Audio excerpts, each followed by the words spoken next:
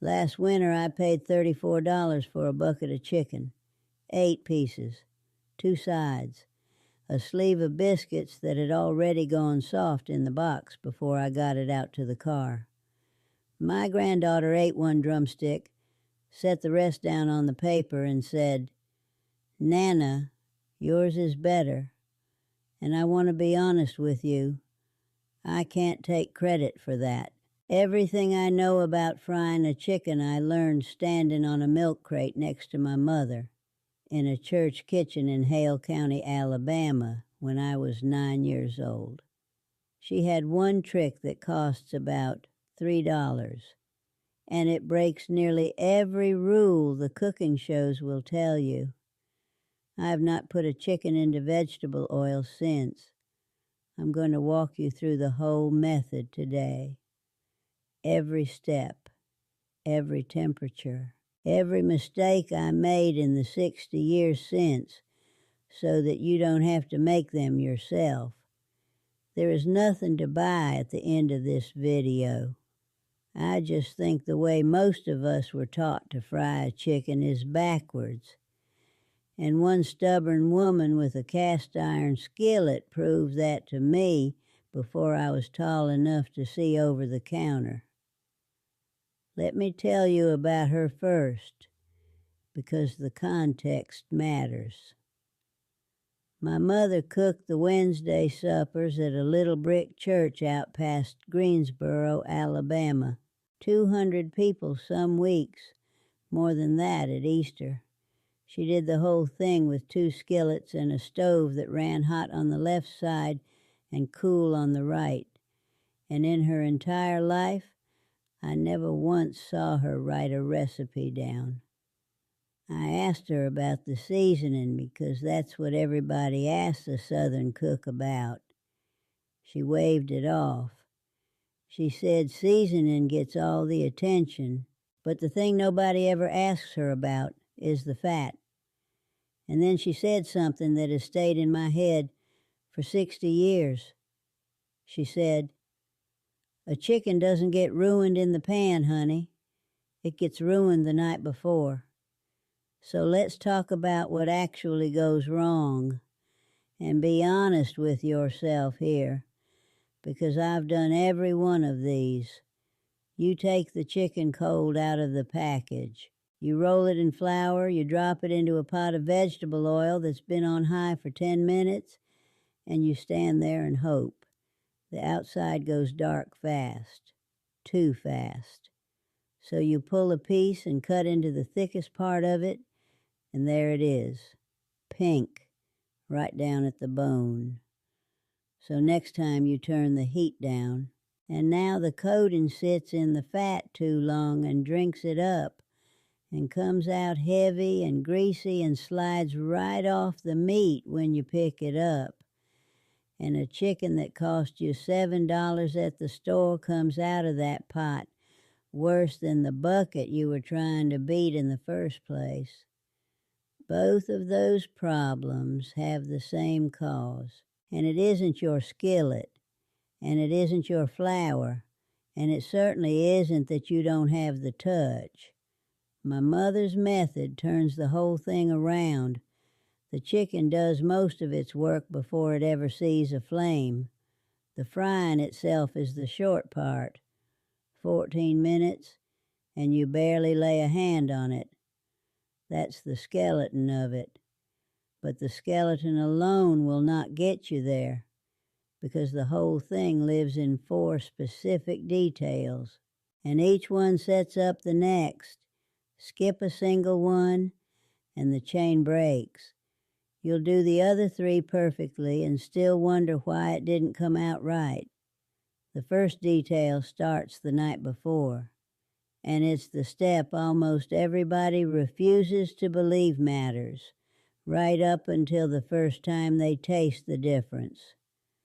You put the chicken in buttermilk, a full day ahead, whole buttermilk, not the low fat, enough to cover every piece. And here's the part people get wrong. You salt the buttermilk, not the chicken. A tablespoon of kosher salt for every quart of milk, stirred until you can't feel any grit at the bottom of the bowl. Then the whole thing goes in the icebox, covered, and you leave it alone overnight. Here's what's happening in there while you're asleep. Buttermilk is acidic, but it's gentle about it.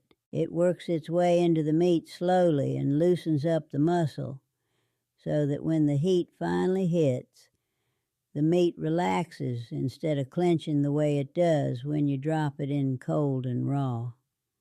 And the salt rides in with it. That's the real work. The salt is seasoning that chicken from the inside out, instead of sitting on the skin where half of it falls off into the flour. 12 hours of that does more for the flavor than any amount of seasoning you sprinkle on top ever will. It isn't close. One word of caution, because I've made this mistake. Do not go past a full day. Past 24 hours that acid stops tenderizing and starts breaking things down, and the meat goes soft and mealy. Overnight is the window. The second detail is the cut of chicken, and this one is short. Thighs and drumsticks, dark meat. The breast is what the stores put on the front of the package, and it's the worst piece you can possibly fry. No fat running through it, so nothing protecting it. By the time your coating is the color you want, that meat is dry and stringy, and everything you did the night before is wasted. Dark meat has fat all through it. It forgives you. You can be 30 seconds late pulling it and it'll still be juicy. And that margin is worth more than any technique I can teach you. And here's the part that ought to make you angry. At my store, thighs run about $1.40 a pound. Boneless breast runs over $4. The best piece of the bird for this is the cheap one, and it has been that way my whole life. Now the coating.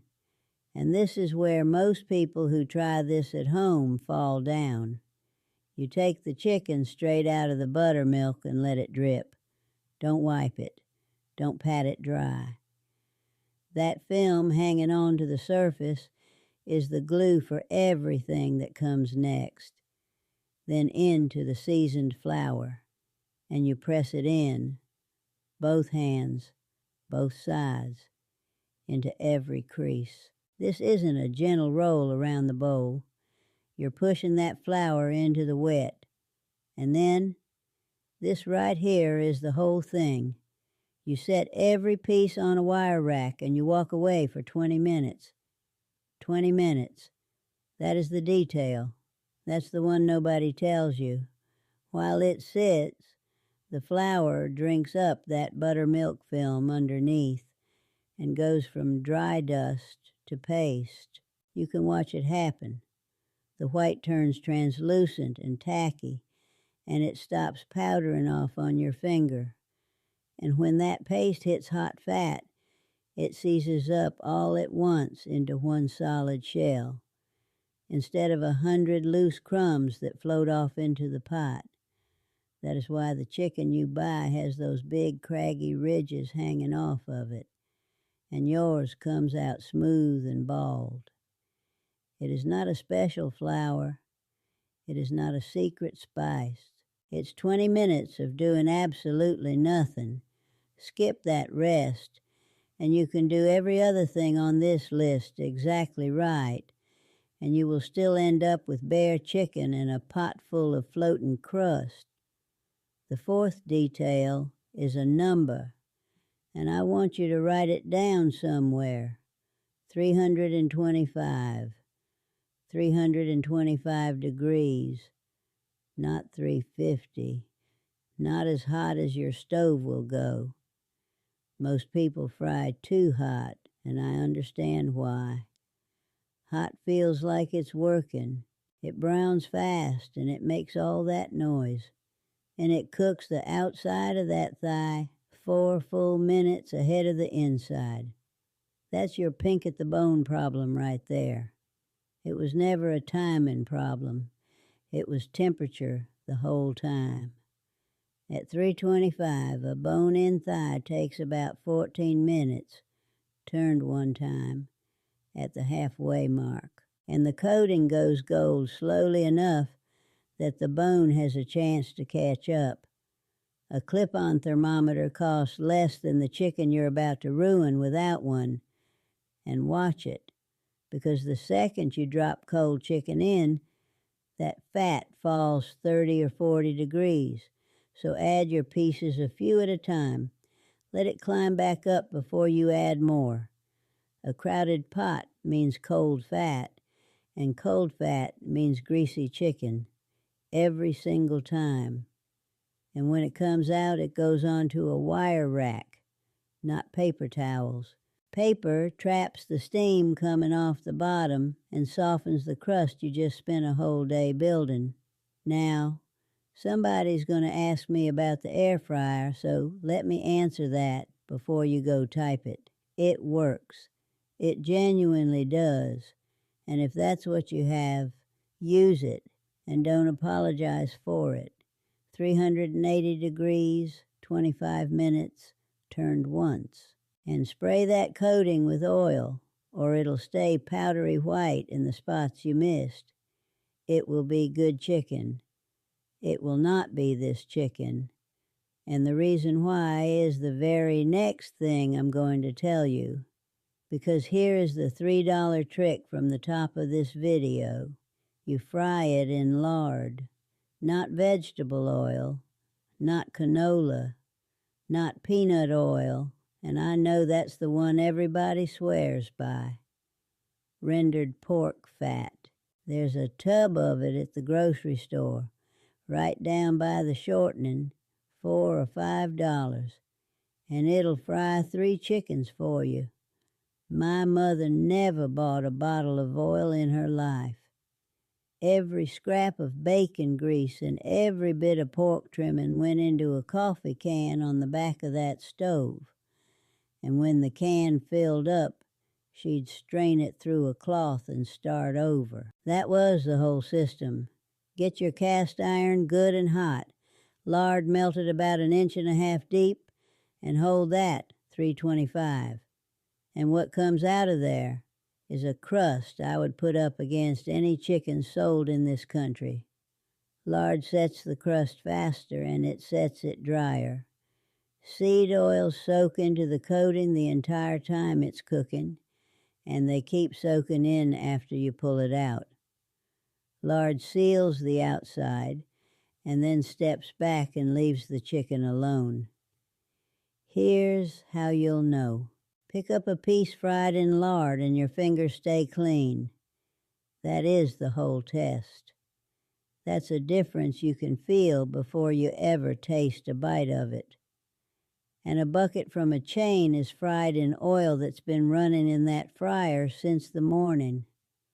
Old oil tastes like old oil, and there is no breading in the world that hides it. You just took that away from them for the price of 1 tub of fat.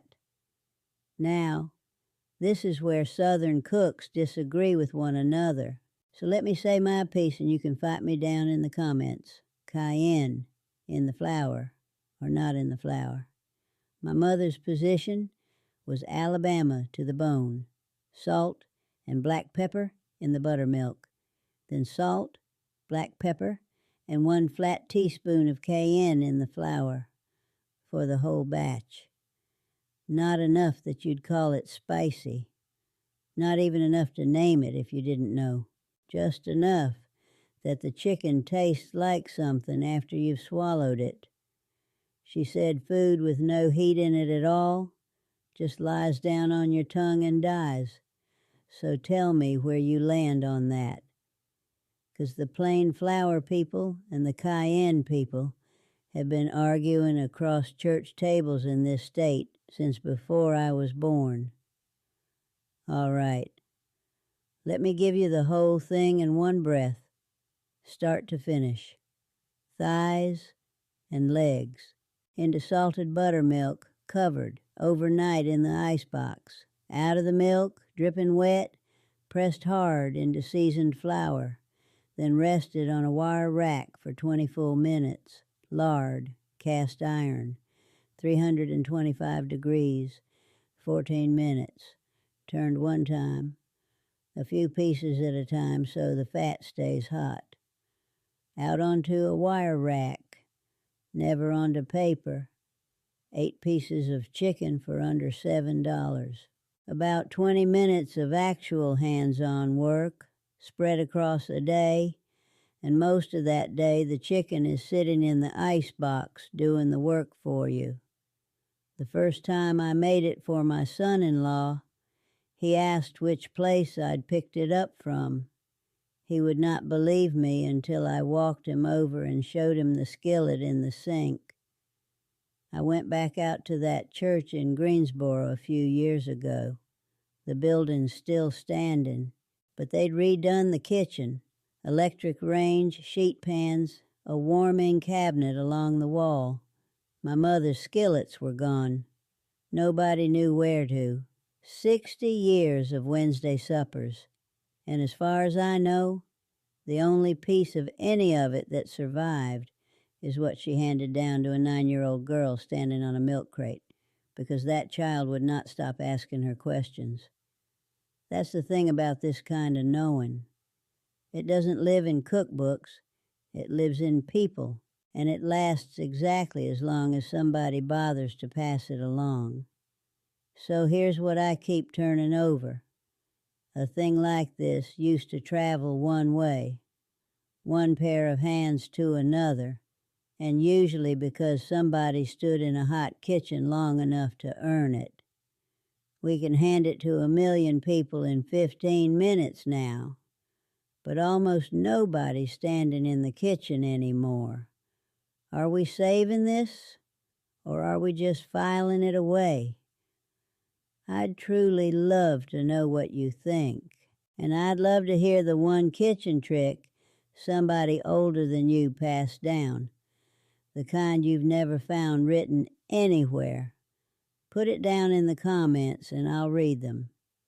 Next week I'm taking this same method to a chicken sandwich, because I've been told my entire life that you cannot beat the one that comes in the red box. I intend to find out.